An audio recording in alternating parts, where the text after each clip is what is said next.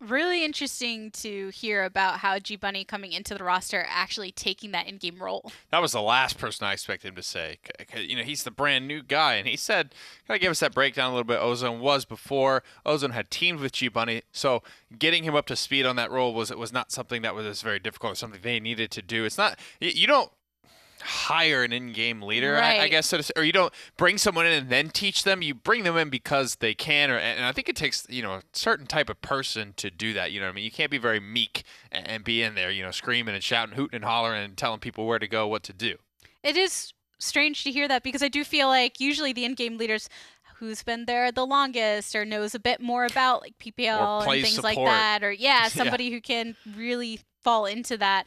And then also interesting thing with Splyce, because they've changed their roster so frequently and everything, you don't really have as much as the other teams where you have some people that have been there forever and stuff. Right. You think of somebody in another roster that would be considered the new player for a couple splits or so, but in Splyce, sometimes all it takes is just a single split until you're considered one of the veterans of the team because you've been there Right. longest. And I feel like it's kind of tough to do that from the front line. Right? I mean, put yourselves in Kliku's shoes from that last set. It's like, how much can you call when you have like these blinders on and you're just like blasting someone with a flamethrower, or you're under a dome shield and you were the furthest front person, you can't see anything that's going on around you. So I mean, you got to give G Bunny a lot of credit for being able to do that from the front line position. I think that's why we see so many people that do that from the support position, because you're all the way in the back and you can kind of see everything as it's evolving. There's not a lot being mechanically asked of you, I think, at playing support. A lot of times you throw out your heals and decide who needs the next one, and beyond that, you're just gathering information and distributing it. Well, Splyce are facing off against SK in the set. It is the SK doubleheader today. And after that devastating defeat against Renegades, I'm sure SK are looking to start things off strong in map 1, right? Maybe not putting themselves on that back foot. And it's interesting. Well, it's Splitstone Quarry. They won Oh, the coin gosh. flip. That's got to be the SK map. I mean, they've looked so good here. Yeah, it was just unfortunate. Apart from the fact that they lost. yeah, The other everything else looked good. 95% of that game, they look great. They look great on this map. If I'm Splyce, though, I think you just ban the Drogos and see what they do, just to learn. At this point in the split, you're not making land if you're Splyce, so Right. you're just trying to learn. In that interview, we talked about altering the draft a little bit, this way, that way for this team or that team, figuring out how to draft against each specific PPL team. Right now, I think it's the Drogos for SK on Splitstone Quarry. I think you gotta. There wasn't anything really going wrong with that pick, even though it was the game loss. Cassie's the first lock-in. But the thing about Splyce, so since the change of Ozone into G Bunny, where we're all pleasantly surprised, we're like, oh, they were keeping themselves in it more than we thought when you're adding somebody like that. Right. So then how much change do they make from that week then to this week? Are they continuing It's a to good question. evolve? It's definitely a good question, and I think because of why they brought him in. He's a good player. He's played with Ozone before. He knows how to IGL, all things we need. That's why you probably don't see that much of a slowdown, right? You bring in Lazy for now V. A lot of you have played with him before. Spunky and Lazy won a world championship together. He's been practicing playing a lot of frontline with NIP prior to Season 2. It's what we need. You bring him in. Of course, they don't slow down too much there, but there's always that question. You don't really know until it actually happens that they do look good. A lot of those questions that we had about the roster swaps going into the split kind of just were answered immediately. Yeah. You had Vex, who's played with that entire roster before, things like that, where with Splyce it was a bit more unknown because they don't necessarily, as this team, have that complete history, but at least when you swap in that role effectively, it seemed a bit seamless. You got Leon, Genos, and Buck right now with a Nara to boot, and Saris on the side of SK, where Wardoom has actually had some tremendous Saris play. Yeah, some big switch-ups here. So, I mean, I like Damba Terminus. I think it's really good for Wi-Fi to be able to get around the map just a little bit quicker. And a little bit's maybe a little bit of an understatement. Swift Spirits, if you push that up at 5, you've got 30, you've got Nimble 3 essentially. You're just handing out on a 3-second cooldown to one of your teammates here.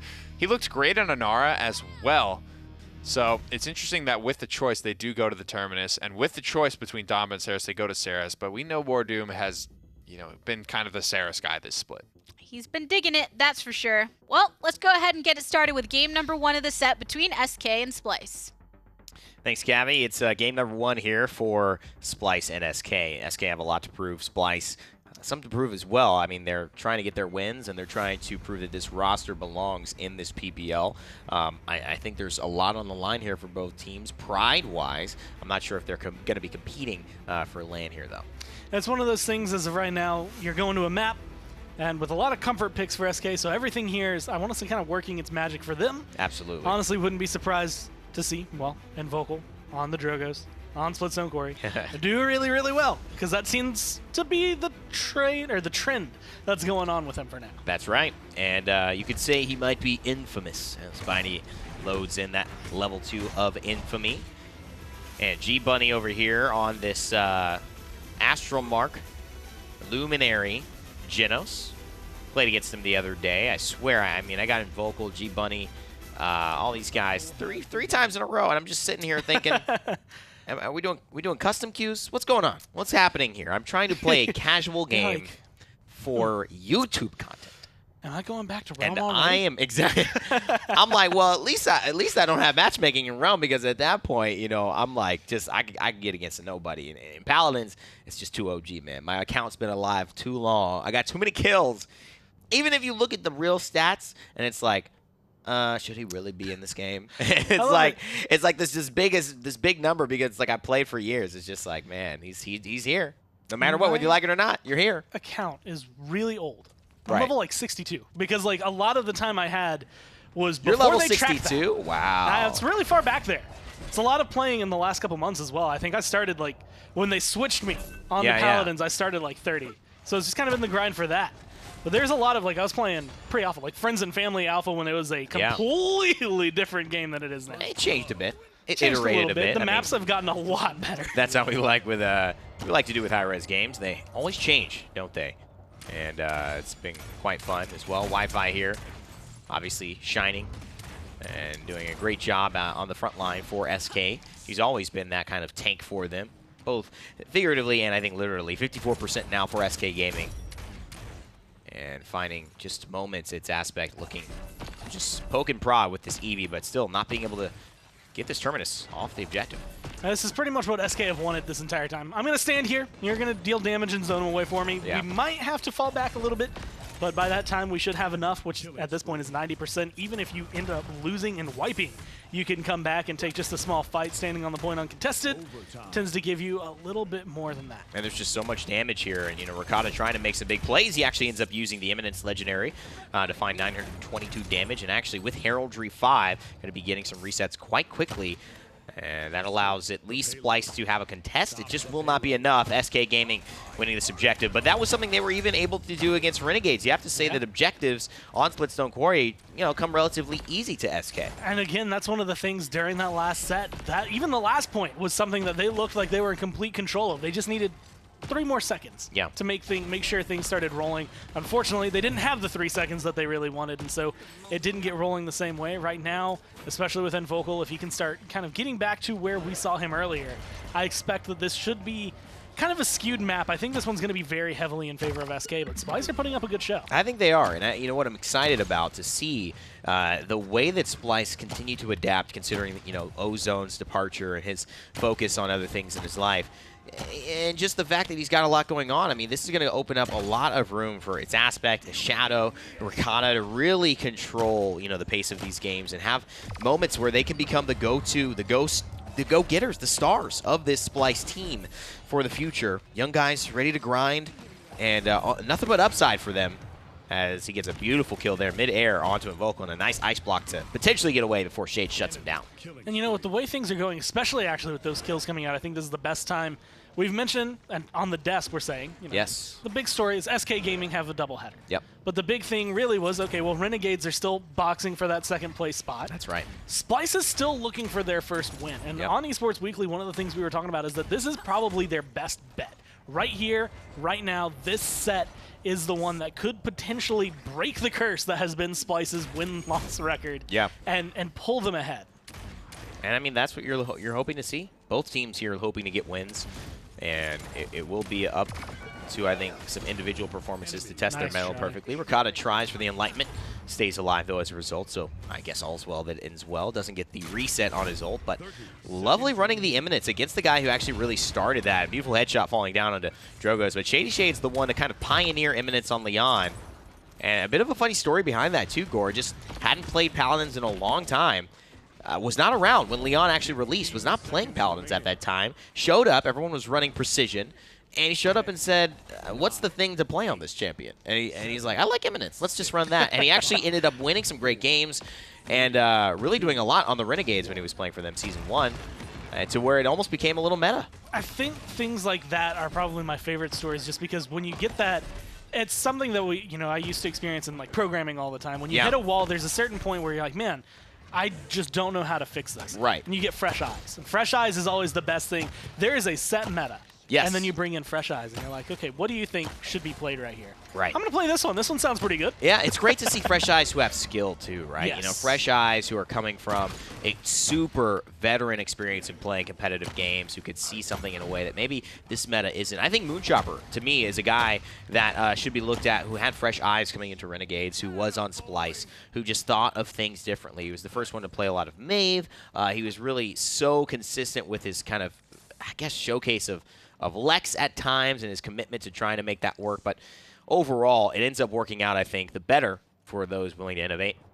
As Splyce now and SK tied up after that round. 4-4-4 is the slash line here for Invocal. And again, the quieter his rounds are, I want to say the better it is for Splyce. Absolutely. That's one of the big things on this map. And granted, pretty much any map when he's feeling comfortable on a champion, the same thing goes for pretty much anybody, but as long as he's not having triple kills, you know, okay, we have a chance. Maybe you lose a boxing match, the 1v1, but then Ricotta, Shadow can kind of step up, get something. G-Bunny's going to be on the Geno, so they have a lot of potential here, as long as they can just make sure that his performance isn't stellar. Oh, G-Bunny finds a beautiful through time and space there. Now Invocal's in trouble. Ice Storm locks him into the backside. And guess who's there? It's Aspect looking for one. Can't find the first kill, but he finds the one onto at least Drogoz there. And although he's still hunting, has done more than enough for his team to push back all of SK, leave Wi-Fi wanting more in terms of health, and now most likely be able to finish him off here. Actually, no, full reset there thanks to Wardum's heal. That's Saris plus Terminus is one of those things. While Damba can get you full, but Saris gets you full, I think, a little bit faster overall. A lot of healing from her, not as much control, but she does have that convergence, which honestly, with a Terminus, if you can combine it properly, is going to be big kills. Ooh. Drogoz and the two of them should be able to combo that if they even need it. And that's the real impact as well, you know, just the get out of the game potential that Fuselot always brings. And Drogoz on this map has been one of those where we've seen him use a lot of these tricks in the same manner, same time over and over again. Salvo, good tracking, Bindy and Vocal clean up a couple. G-Bunny forced out. Looks like it will again be SK Gaming to grab this objective. It's that strategy where it actually, I guess, you know, the secret that when you click Fuselot, it actually replaces your left mouse button with a delete key. Yes, and so it just interesting. Happens to be this weird aim thing that goes on where all of a sudden your health is just disappearing. It's like the best way to describe it is like playing Mage in Realm Royale. You know, you just show up and anybody who's playing, and the enemy's dead. It's really interesting. Sometimes you might even hit buttons. Yeah, you might even hit buttons. Most of the time, though, you're just admiring the fiery, just flame, if you could even see it because it's moving that fast, and just saying, you know, looking at your lobby screen. I was going to say, you sound like you might have some negative experiences, and then I remembered my last night's experiences, so I was like, you know what? I don't want to bring it up. I don't want to bring it up. Okay. I'm just going to continue to lock those memories away. I don't even want to talk about it, all right? I don't want to talk about it. And it's not a sensitive subject, and I'd like to move off of it, please. Very similar feel to Fernando. When you get, it's like, hey, this is a low cooldown, I'm going to burst you. Yeah. Granted, Fernando can also stop your healing. As of right now, that might be what you kind of would want, I guess, against Saris, but you have Leon, so you don't need to worry. People will cry for Fernando nerfs if it did 950 damage, you know. Well, yeah, I would hope so. That seems a little excessive. It does seem a little excessive as well. And in our card system, you know, it's like a 7-second cooldown. You get that down to like a 3-second cooldown with, you know, what is it called? Incinerate 5, and you just boom. So what you're saying you're is a mage on Realm Royale. You could play, if you like Realm Royale, you could play Fernando on Paladins, run Incinerate 5, and get kind of close. What you're saying is that we should take like Realm Royale and use like, you know, the IP and make it a class-based shooter with card-building elements? I think that would be awesome. If Realm that Royale, sounds like a good game. Let's add loadouts to Realm Royale and just take the abilities, take the guns, and then add like some lore or whatever. I don't know. I think we got a hit. I think we got a hit with massive player but we fan should hold base. off on the lore for a little while. I agree. I agree. Who cares about lore? It's one of those days, I think, and SK and Splyce. It's been one of those days for these teams. You know, it's been very difficult to find wins. It's not an easy season when you play well, you have moments, but the results do not show themselves. I've gone through that many a time. Not often, honestly. I've been very lucky in my competitive career in soccer and stuff to actually win a lot, being on great teams. But, you know, there are those seasons where things do not work out well, man, and it's a rough pill to swallow, especially when you put your heart there. And there's a lot of moments like this where it feels like SK have such a good grasp on point fights for this map. They know exactly how they want to take it, how to zone you out, stop you, and then they get on that push and they're like, all right, first corner, we're stopped for 2 minutes. It's just a very hard block coming down from Splyce. But the problem is the way that feel is coming through, if Splyce holds you right there every time, they go 3-3 to a certain point. If this round goes to the point where they come out 3-3, then you're giving Splyce every opportunity to just be like, all right, well, we only have to win the one. That's right. So might as well come through and just all cylinders firing. That's take right. this last point. And that's what happened, pretty much. You know, I mean, obviously Renegades won that last point fight that allowed them to get in push in the first place, although it did get pushed from 3-1 to 3-3. But still, it was just all SK until it wasn't. That's never it's kind of a scary proposition, especially when you go straight back to that same map in your next set of the day as well. Nobody's touched the point yet. Still very, very wary, waiting for one of these rockets to land. That will put a lot of damage. Maybe get a kill here, and he actually hits him right as he's recovering, so Shadow able to survive. Can he get out, though? And no, Bitey Shades clean it up. Again, it looks so routine when they're on these point fights. They're just like, all right, they're in these positions. This is how we need to approach this fight. It's like they've practiced it a million times. Yep. And then they get really good percentage on the point. They have great control. I don't know, man. And I'm just kind of curious, can they ride that momentum this time around? Can they actually get the push? They got further last time than the first round. Right. So they can at least bank on that. And I mean, the fact that Invocal gets G-Bunny there is huge. Don't get me wrong. Ricotta finding Wardoom is just as big, and you have to maybe say that Wardoom's healing onto Wi-Fi, that extra health, that full heal is maybe a bigger deal than these Astral Marks from Genos. There's still damage on the board. Vayne is back, and he cannot be contested by Wi-Fi right now. Wi-Fi's got to run away. He cannot lose his life right here around this corner because then his Reanimate is not as valuable. 99%, they're going to touch the point. He may come back now. Buck Wild is ready, and Vocal finding the kills, but can this Buck trade out? He doesn't. Ricotta, though, finds the Dragon, but what can he do? Still fighting 3 members. Trying to do his best, and now you have Aspect coming in, blinking out. And this is the control. Eevee is in my favorite category for being able to do exactly this. Touchdown, Ice Block, come in, get your overtime timer for your team to respawn and get back. Do it. You got to use it through time and space here. There's just not enough room. He's lining it up. G-Bunny trying to go for it. Looking for Wardoom. Double kill. He finds 2. Splyce might have just sliced through SK Gaming's lineup there, but is it enough? Ricotta trying his best to continue the slicing, but oh no, it's just not enough. SK Gaming still respond with gusto and take the point for themselves. It comes down to the fact that they forgot about one thing, Invocal. And that's been the success story for SK on this map. He lives through that, and it's just one small slip, I want to say, in the wrong step, wrong direction, where, okay, now he has his sights on you, you're going to go down. It was beautifully played by Splyce, but again, SK feels so practiced on this point that even when you have something like that, as phenomenal as it felt for them, it wasn't enough. It's so unlucky, too, and Ricotta doing a great job. He's found Invocal 2 or 3 times in the last span of 2 minutes, so he's doing a really good job of either target swapping or being effective there, and Wi-Fi still holding on to the Reanimate. I mean, beautiful stuff from them to really be patient with that Terminus ultimate. It's going to pay off, especially if they get in the position to 2-0, but just like that, Ricotta making some big plays. He talked about, I need to grind, I need to give up sleep, I need to give up eating, I need to, you know, basically lock myself in a dark room and only play Paladins with the lights off, blindfolded, no hearing as well to improve my sensei senses and be able to just divine where people are. And maybe, you know, he took it a little overboard, but it certainly worked out. I'm glad to see Manifest Destiny manifest itself in pretty much every Leon loadout, in some way or form. Even at level 1, either level 5 when a lot of players want really far dashes, or if they just want that little bit of extra space, because it's very difficult to predict. Kind of like Zin's Billow time, where it's just like, all right, I don't know where exactly you're going to end up. Your starting dash is here. Yeah. You're going somewhere from here to here, and I have to be ready to shoot you at any point.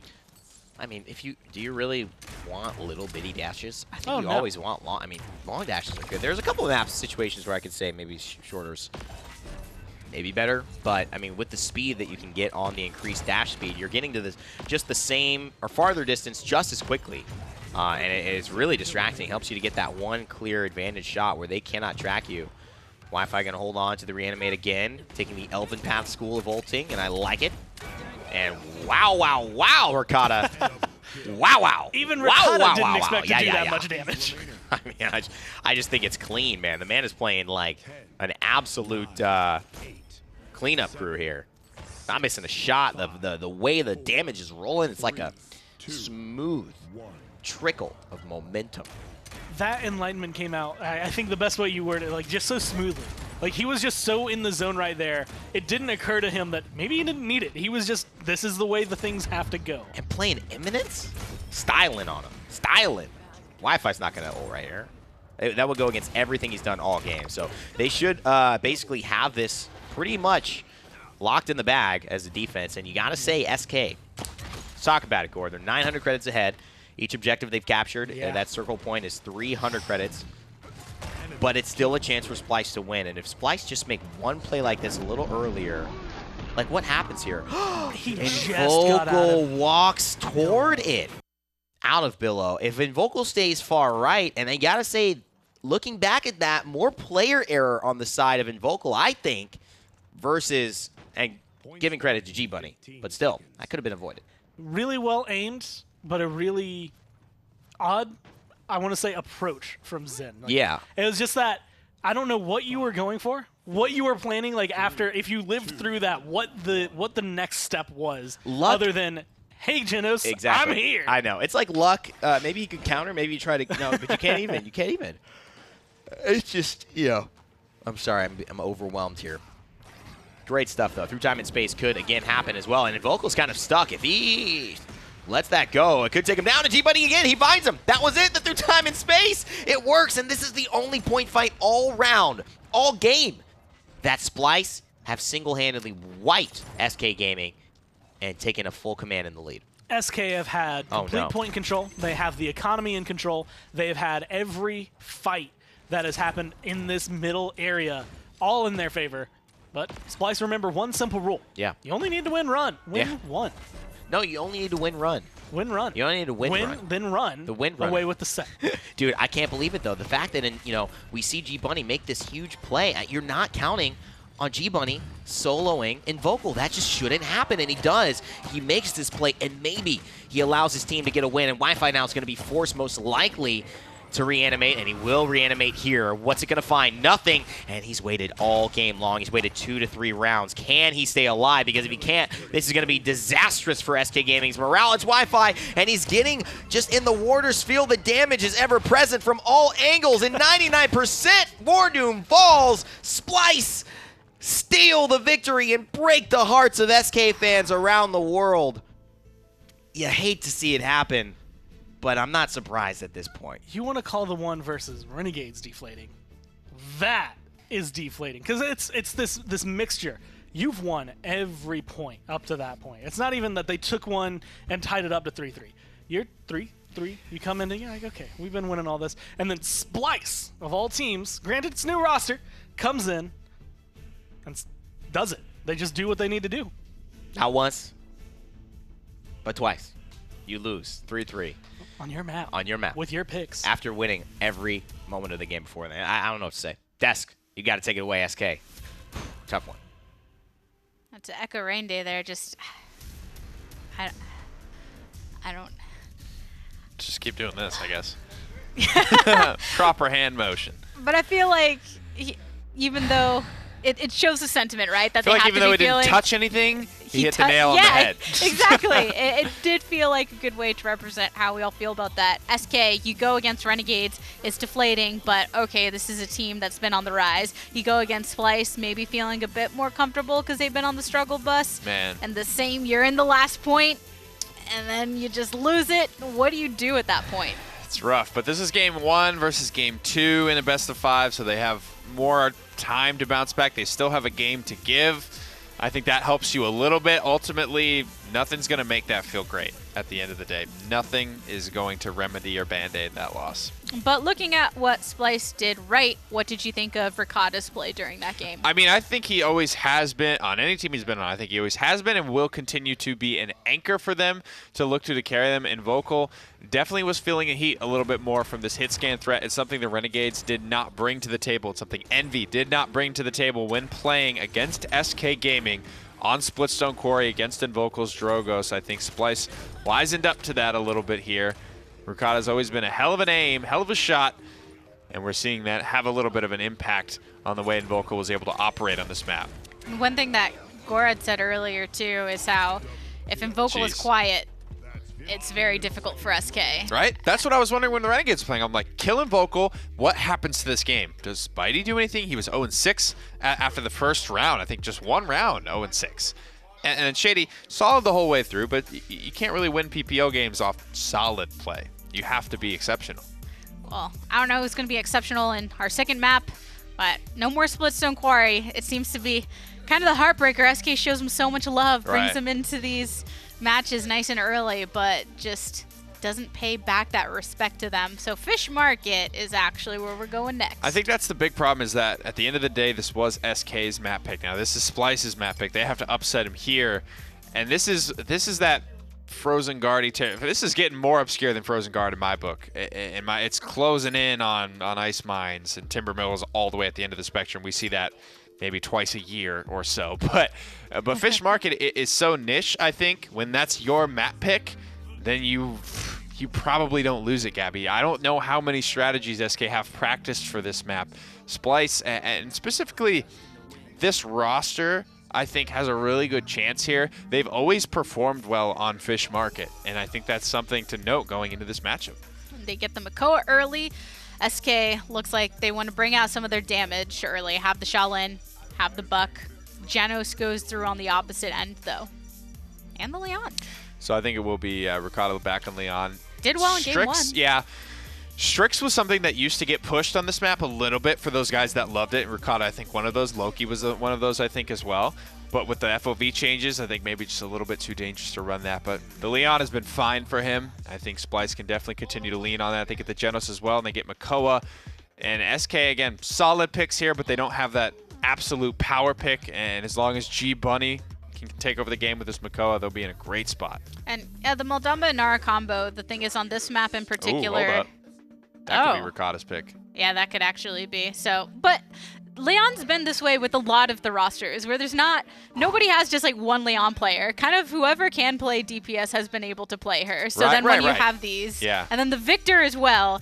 So they're just bringing out all the weird things that we don't always get to see from them. So Leon's going to go on whoever isn't their Andro play, whoever isn't their Victor play. I love this. I think Vocal needs to go blow for blow with Splyce. I think they need to take the fight straight to him from distance, from further than they can fight. And it's funny, I agree. I think Leon is fairly easy to grasp, at least, but there is a lot of room for improvement, little things you can do well with her. Andro and Victor are definitely like, you can do it, but you got to be the guy. You got to be the guy for Andrew. You got to be the guy for Victor. It's something that Splyce has already done once this split. They just say that, Aspect feels very comfortable, and he just loves the pick, and those are the types of guys that make these types of champions succeed. Well, I want to know who the guys are, so let's hop into game number 2. Very interesting triple DPS here from Splyce, and they're going to go up against SK. Normally we see that Victor on the side of Bitey, but this time it's not going to be the case here on Fish Market. A little bit of a shift, but they did go the Kinessa, and I feel like that one's like sticking to the roots of Fish Market for me. It's just a different map, which brings out, I think, different strategies. One of the things that they were mentioning on the desk is Leon. And the one thing I think I like about Leon is, as was mentioned, very simple. On like, you look at her, everything she's going to be able to do. Yep. But then her cards and the way she plays, there's just a bunch of small things that really separate like the best Leons from the worst Leons. Oh, yeah. And now it's interesting, giving Shadow the Leon opportunity and playing Imminent. So it's traveling amongst the ranks of Splyce. So not just a Rakata thing, a Splyce thing. And I like that. I like that they're sharing their thought processes and working together to find what they feel in their lineup and their style of play is going to be the most effective. And again, this does give you long range and extra damage to be able to burst, to be able to poke, to be able to contend against Shaolin, against Kinessa, who operate at that range a lot more effectively. You can see Aspect with a shrapnel build, a lot of focus on this grenade. Oh, God. And it does a lot. That is just a Hail Mary throw to the back, and he's going to be able to find the touchdown. And, the flexibility on a map like Fish Market, I mean, there are a lot of places where you are not going to be able to chase this victor. I mean, line of sight and line of sight blockers, that is the name of the game here at Fish Market. So he gets around this corner, and how are you going to get to him? That's the thing. That's what actually is very good about Victor on this map. And that's one of those few maps overall that have this feel. Bright Marsh are very similar in a way where it's just you can run around the corner, you're going to keep yourself safe. But that grenade, especially with the way it bounces, the way you can play it. Yeah. If Aspect is going to be one of those guys, it's just where does he place that? And so far, he's been placing them on the mark each time. Yeah, and he's just hiding here. And you know what? This is really good. These are calls from his team. And Bitey chasing him down as well. It's going to look bad for the coach. He goes down. It's Aspect who's been really the star-studded performer here. Wow. I think Buck made a silent appearance there, just salsaing to the left. I don't know if we have a replay of that, but he didn't want to leave the battlefield. He wanted to stay there. That was the ghost of Buck. Try and help, because he saw what Aspect was doing, where he was standing. He's, guys, over here, look at him. He's just standing behind you. Victor's like seeing his fallen comrades and enemies that he's fought in battle and war. It's like nightmares for him. Yeah, exactly. It's something that we don't talk about. But what happens when they're stopped playing Paladins? What does Victor's nightlife look like? What's his morning like? Does he wake up and brush his teeth like you and me, or does he? I feel like he spends a lot of time on the hair. That's got to be where most of his morning ton routine of time is, right? on the hair now. You have to come not only into the realm looking that fresh, but it stays like that the whole game. Yeah, I agree. That's impressive. Wow, and this is a really nice position. Oh my God, he feeds it, finds it, looks to get the flick shot, can't quite do it, but he is set up a lot. And you know what? That setup actually works more as bait, because Invocal and Shady Shade swing around and help to apply a little bit of damage from range. Hits the shot, and now he's ready to withdraw and maybe see if he can find some more burst. But little as its Aspect has already rotated, and he's been such a star for Splyce here on this Victor. And the coach playing the buck. Gore trying to get them back some momentum. Looking to try and, again, just dance around, figure out how to stop Splyce, partially from getting back to the payload, but also from repeating a performance that we just saw in Splitstone, where, again, you don't have to win them all, which might be the way SK is kind of looking at this one. If we don't get the first point, we can get the second point or the third point. That was a beautiful headshot. And those are the kinds of moments, the small 1v1s, Buck excels at. That's just a lot of damage, you know what I mean? And Bitey at this point, I wonder if he'll be haunted by taking down the Victor like that with the help of Invocal. Somehow I don't think so. Buck seems like a little bit more of a carefree, he got in my way, so that's what you deserve type guy. He's very... I don't want to say otherworldly, but it's definitely a much larger view on the world, especially after, being, I guess, somewhat taught by Genos. I can't remember. For Khan, he came down from the stars, and he was just like, hey, look, here's a monk. That's right. Here's a monk that I do not care about at all. Who happens to carry a shotgun. Yeah. The monks, they don't have a lot of weapons out there, so once he found one, he decided this is the one I'm sticking with. Maybe there's some upgrades. Buck in another life could have been a sniper rifle wielding champion, assault rifle, you name it. But Invocal, boy oh boy, is he a good sniper in this lifetime. Finds two. Looking to find a third. It's enough now. But will it be enough to fully hold this defense as Splyce just keep on coming with this triple DPS? And a lot of what I feel gave Splyce that relatively early pressure on the point was just that first kill onto Invocal. There was a lot of times there wasn't a sniper to really pressure you out, just because of one really well-placed grenade and a little bit of damage on top just to make sure that they were going to get killed off. Right now you're looking at Bitey and probably like Buck's buffet heaven. Buck's buffet heaven. So low. Come on down to Buck's buffet heaven. I feel like we get your ribs, fried chicken, and Diet Coke, and there's that Buck just somehow. Buck's already dead, and he's somehow just sidestepping to the left or the right. It was evasive maneuvers. Victor seeing more than he probably wanted to there. From his past. He walks through. Imagine like, if Victor right. was in Westworld and he was like a robot of the park, but he just kept remembering every single time he died, and like all the trailers of Paladins where Victor just gets taken out randomly by something, thrown off the map by Khan, hit in the head by Kinessa. And in this time, it's just he's remembering all the people that he's taken down. He remembers Buck and seeing those thighs, and he's like, those are going to thighs. stick with me forever. Those thighs. Those chicken thighs at Buck's buffet? No, in his outfit. They're his just outfit. out there. He's showing them off. Buck's making sure you know that he's on leg day. It's leg day for a reason. Shady Shade's going to the back line, trying to find its aspect. And a good little bit of juking is working, but not enough for Shadow to not take down Bitey there. Shady Shade's fighting a double, so it is enough, and no one's on the point. This fight is taking place in no man's land over on the left side. The amount of damage dealers here, it's quite a wild ride here. I feel like Shadow, like it was kind of that look around, like, all right, who do I shoot next? Yes, and no one's here. Hey guys, look what I found. A free point. Why don't we go stand on it for a little bit? 36% and rising as Splyce again take this fight pretty successfully, and it starts off with a kill on Invocal, a little bit going their way. See, I'm telling you, they're out there.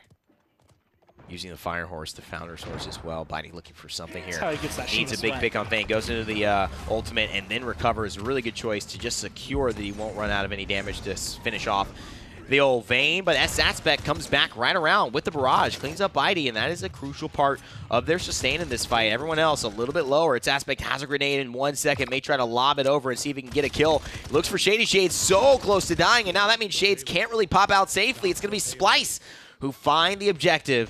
Despite Shades getting that final kill, it just was not enough to stop losing the point again. Pick up a couple kills at the tail end, but again, Aspect has been placing these grenades perfectly, and having that cooldown reset, if he gets them in the right spot, he can potentially pick up a couple kills off of it as long as they can keep 1-2 members shut down on SK. You get rid of Invocal, you get rid of Bitey, you get rid of Shady, one of the three, and you're going to at least get that pressure back. And one of the very rare moments where, that grenade, the first one, doesn't fully hit at all. He gets the reset now because Grenadier, that card that is giving him that reset for Victor to throw 2 grenades in a row, actually doesn't get taken. The internal cooldown does not get used in his first grenade. Has it completely whiffed, so has that available. Its Aspect, though, won't be able to use it till next life as Wi-Fi finds the kill onto him.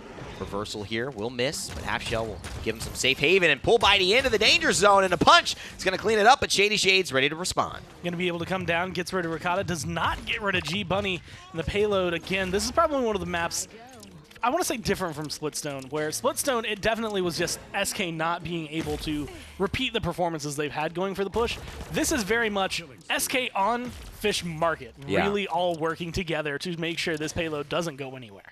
Yeah, I agree. And you're looking also at maybe Splyce not really having a good game plan for how to attack these pushes. Probably the hardest push, especially with 3 DPS and a Kinessa, to maneuver on. But they need someone in the back line. They need to have an idea of how to aggress G-Bunny off the support onto the front line this game. And that's great flexibility, but it has not proven to be an impactful Makoa, as we've seen sometimes Makoas just take over games. G-Bunny's had a tough time of really getting into the back line before getting pressured out by SK.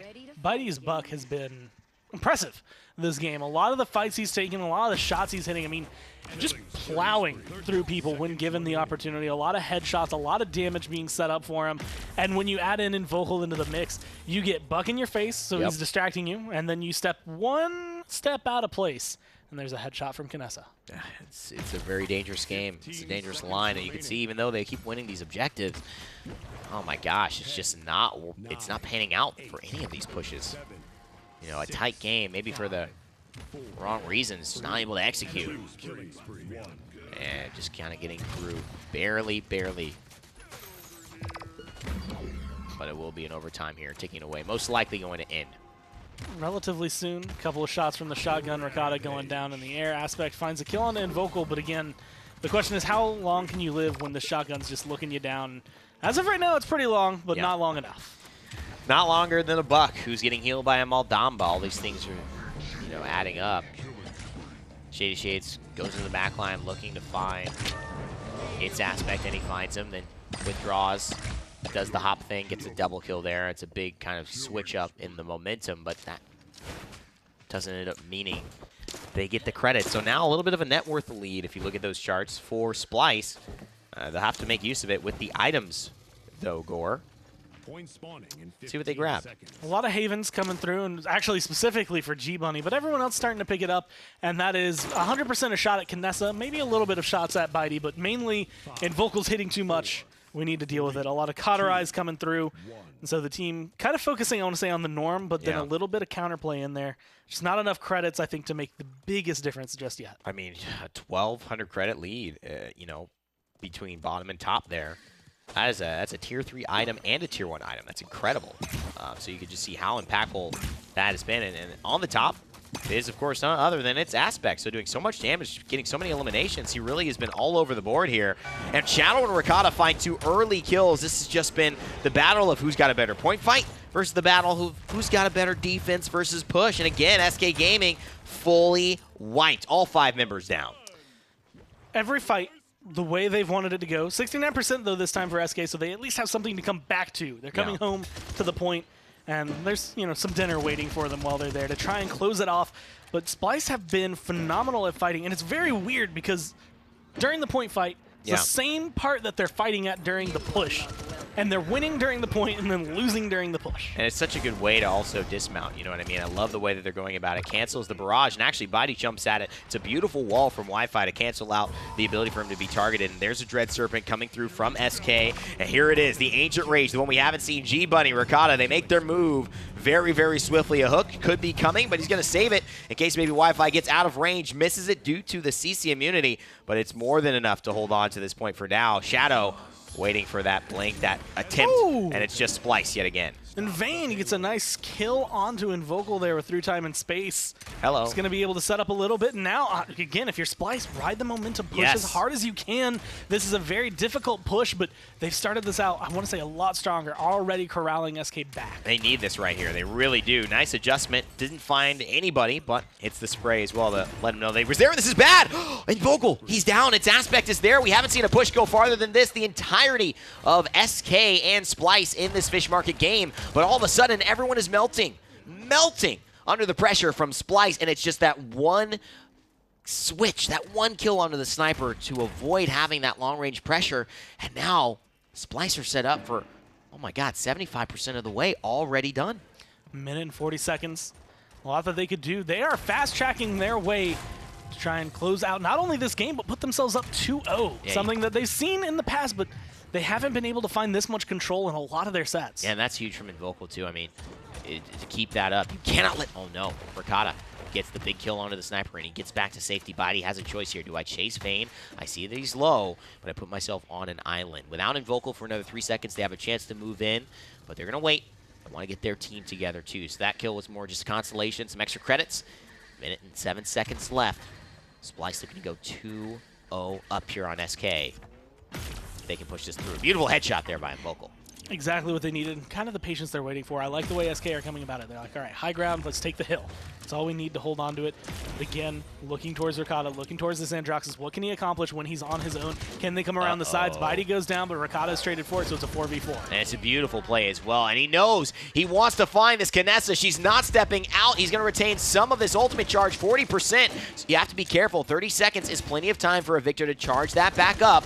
And now Shady Shade's just narrowly surviving. They didn't know where he was because of his heat haze and that ultimate, and they've bought the time. It is just a game of inches right now between both of these teams. And Shadow, he comes out on top by a mile, a double kill, and that could be the difference. Ricotta's opened up as well. He's got the Accursed Arm. He may just use it to finish off Wardoom. The punch, the Defiance, the reversal, he misses, and he still tries to find the damage, but it's not there. But that gives the team exactly what they need. You can move in, overtime going to come in. G-Bunny on the front line going to be able to take at least the front portion of this. He's taking a lot of damage, though, not having the team around. He's just buying time at this point.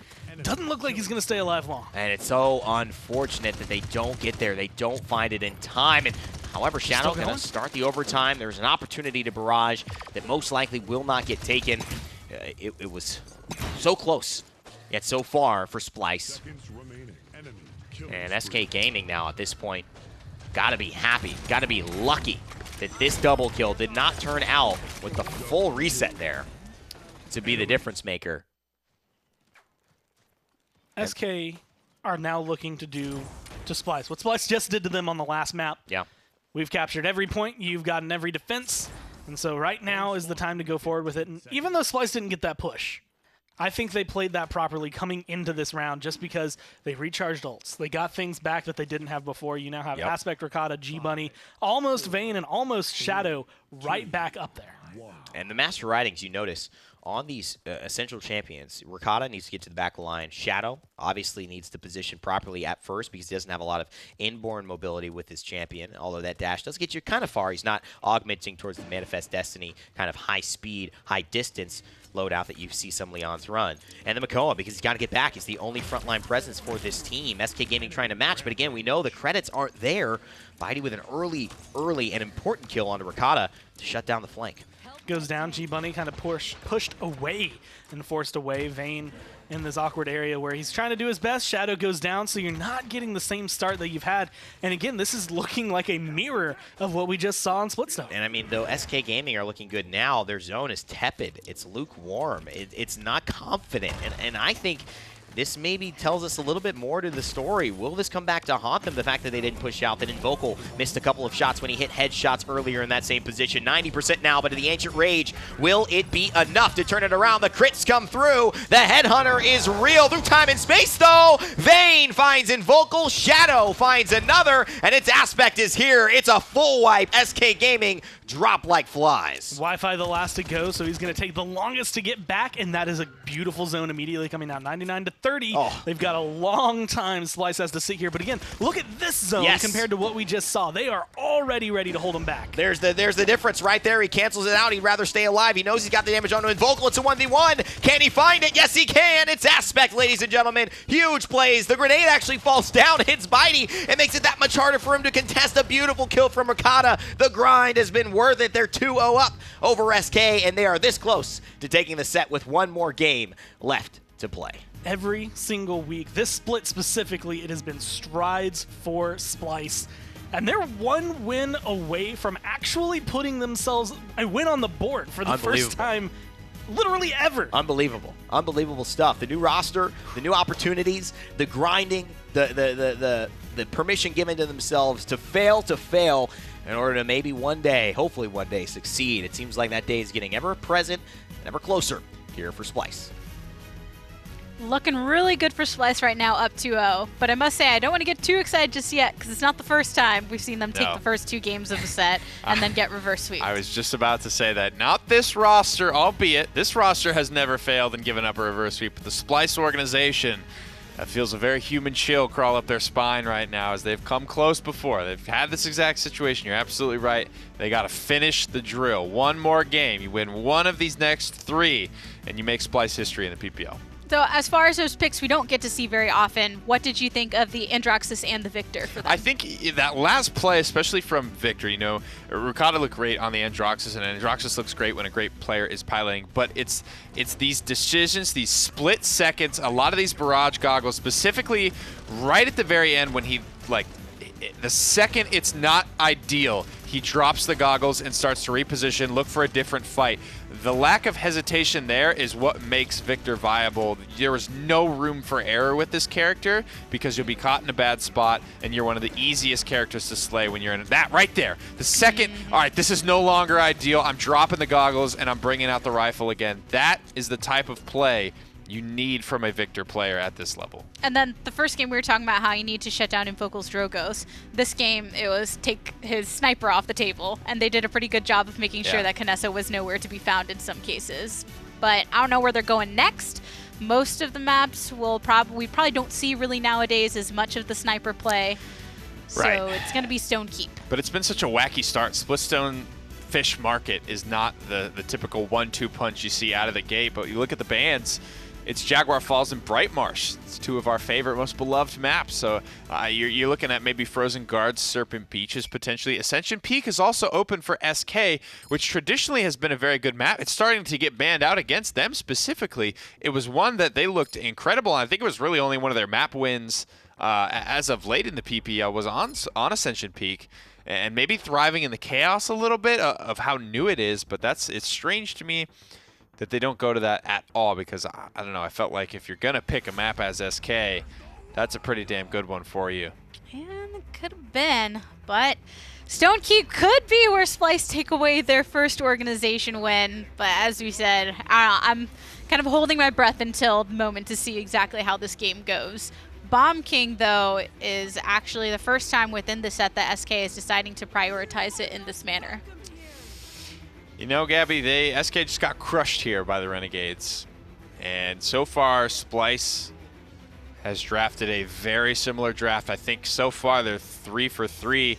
I think you throw Fernando in there, and then the last champion is escaping me of what Renegades drafted, but I'm pretty sure Splyce are getting the same things that Renegades were able to run. Grover would have been, yeah, so I don't know. They were pretty close here to having almost the same comp. They're going to grab themselves a Shaolin. Big thing here is, though, they get the Buck, and Bitey's been getting pretty comfortable on the Buck, I think, at this point in the set, and they run back the Victor as well. It's Aspect, if he employs the same strategy he did last game, where no hesitation, no surrender, basically, right, and move on in effectively, it could be deadly tough for SK. It is really tough, though. He's going to have to play pretty much perfectly. There are still a lot of characters that can burst him down on SK Gaming. The Bomb King, the Cassie, Eevee's going to be running circles around him. Aspect knows what he's getting himself into, though, I think. You pick this up 9th in the draft. You've pretty much got a good feel for what's coming out. Ice Storms are not going to be pleasant. Nothing's really pleasant when you're trying to pull off Victor in the PPL. But it's Aspect, baby. SK has an aggressive roster as well. I don't know. Let's go ahead and see what finds out in game number 3 of the set. Pretty exciting stuff, I think, for Splyce fans and for SK fans to see the development and see the potential woes, the things to correct. It's a very valuable thing.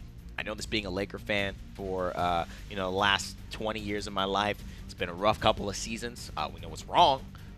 We know what can be corrected as well. It's always a good thing. This is going to be an interesting one overall. Again, SK have pretty much put themselves into, I want to say, a successful lineup for this map. A lot that can go right.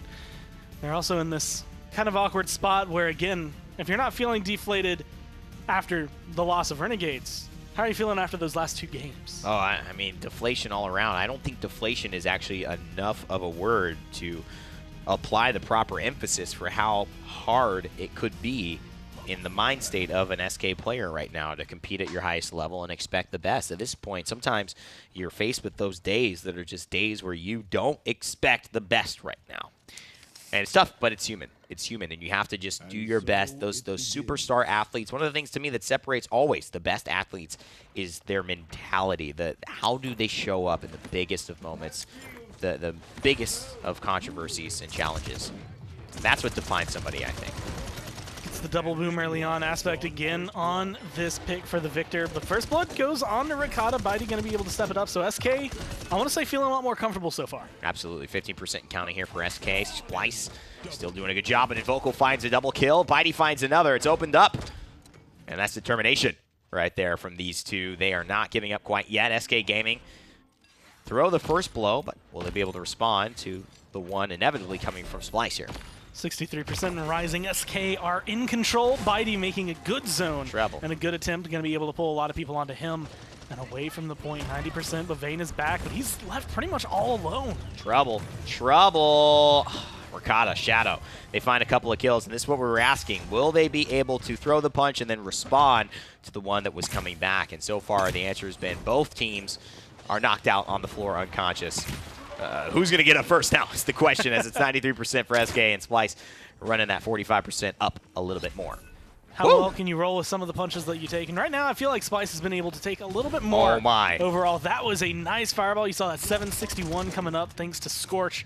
Still not enough to really buy them as much space as they would want. Vane's been sitting on there, 78 to 96. You have to pay attention to this point if you are Splyce. Yeah, and you know what? What's really hard, I think, at this point is that there's just so much pressure on the side of Splyce as far as this Victor and its damage onto the point for Inara. That's really, really difficult, and it's Aspect winning a huge duel against Invoco. It still is going to turn out the way for SK. They keep their front line alive, and that ends up being ultimately the most important thing as Vane falls.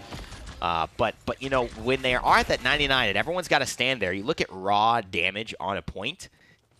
I mean, it's relatively even, but Victor, if he's hitting all his shots, got basically, bar none, the highest DPS in the game outside of a Vivian. A lot of shots coming through. And honestly, just being able to corral it, 2 minutes on the clock. And SK might be able to find a push. This is one of the things I feel like Stonekeep is a great turnaround map. Normally, I said that this morning It's kind of map number 4. You go there when you're down 2-1, and you go to split stone, and then you just to stone keep, and you find a 4-0. Yeah. For some reason in this set that has gone like 4-3, 4-3, 4-3, then there's the 4-0. And you either ride that momentum into game 5, or you lose it all and the other team still comes back. This is, I feel like, the turnaround point. SK are looking for that kind of play where it's just, we're going to get ourselves a 4-0 to try and bring it back together. Yeah, and you know what? I think SK are in a good position to maybe do that.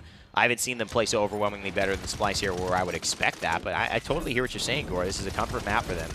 And it's a map where you can easily, you know, turn the tide early game. We saw Renegades do it, get that 4-0 earlier on over SK after a really, really contested Splitstone game. So, you know, it's one of those where, yeah, you can see it. Also, very weird fights for me coming out of Splyce. It feels kind of separated, like they're trying so hard to get certain picks. And admittedly, that's probably part of the irritation of playing against a good Eevee. When you have someone who can get in, get out like that, you want to get aggressive. Wi-Fi going down right there, though, creates a lot of space. Shadow finds another kill. And I just want to show you guys, if you pay attention, G-Bunny finding the kill on the Wi-Fi, that opens up Shadow to more easily find an Eevee who can't play as offensive, knowing she doesn't have any pressure on the point or around her. And then the whole team falls back. You know, G-Bunny's been making play after play after play that has been decisive for his team on this Genos. And you have to give kudos to him for sticking up and putting his neck out for the team and saying, I'm going to take a risk. He may not get that ultimate back. In fact, odds are not in his favor to be able to do so for next round, but he says, I believe that I'll be able to hit this, and it's going to be valuable for our team. Good damage. A nice grenade right there being thrown right into the right area. At least going to be able to connect a little bit. Bitey's back to full health, so it doesn't make a big difference. But again, just a little bit of poke, and right there he gets what he needs, but Shadow does go down. As you see, so much of the bouncing off. That's part of that grenade tech that, you know, really is important sometimes to a Victor and a player who's played Victor a lot. Just, you don't have the angle, but you know you have the geometry for an angle available. And so you hit that. You know, it's one of those things that actually helps that the grenade has a cook time and has a detonation time. And again, here it is, G-Bunny, and it's so good. And this is the one where I see there's value there. Yes, it's a Fernando, but it's Fernando with a healer behind him and a full shield up with not a long ability to hold that up and get full healed again. So it's basically shutting that whole offense down.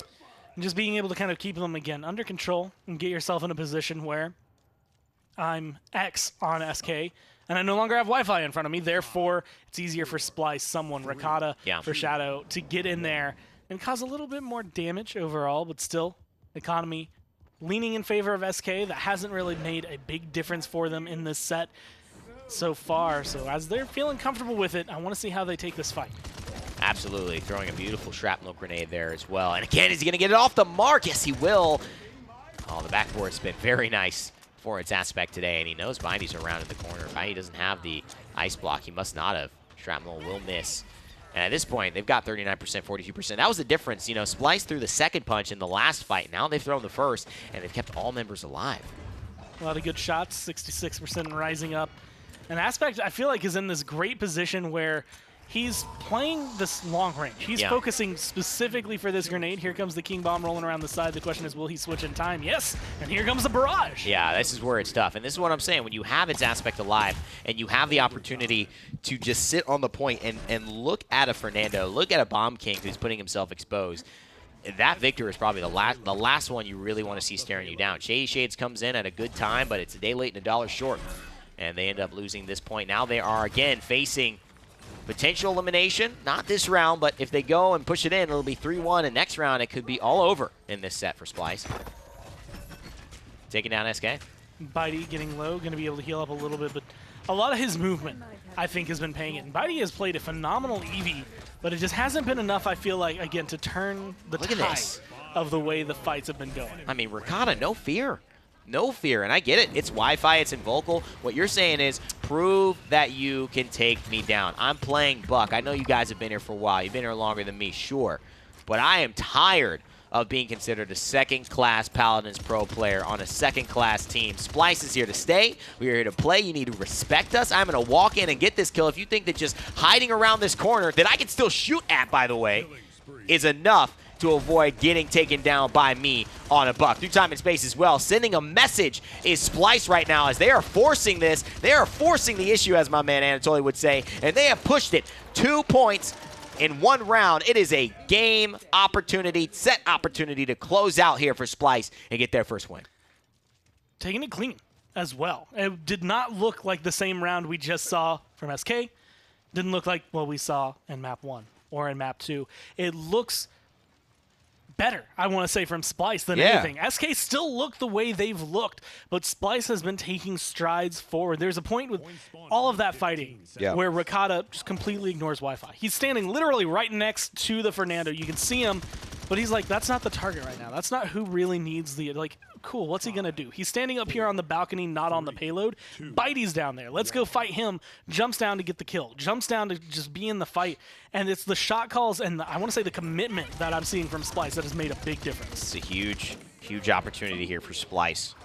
And it's a huge opportunity for these guys losing Ozone, losing, you know, what many would say the identity of Splyce, the identity of toxicity. And having to add members, having to go through adversity, and SK as well, battling so much for so long of what feels like the same symptoms. Yeah.